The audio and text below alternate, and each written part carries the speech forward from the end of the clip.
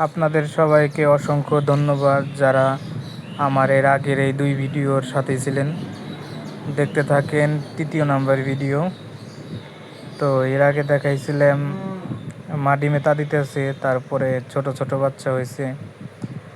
আজ এই ডিমে থেকে বাচ্চা ফুইটে এত বড় বড় হয়েছে দেখেন। তো ক্যামেরায় যত বড় দেখা যাইতেছে আসলে এত বড় না। আর আমি যখন প্রথম আসলাম তখন একটা নিচে ছিল, আমি দেখতে পারি নাই, মনে করছি একটা উইরা গেছে কিংবা মারা গেছে। তো পরবর্তীতে দেখলাম না, সত্যি আছে। তো আমি আসার পরে আমার কাছে খাবার চাইতেছিল, আর আমার মাথার উপরে এটার মা বাপ খুবই কান্নাকাটি করতেছিল, ভাবতেছিল আমি বাচ্চা নিয়ে যাবো।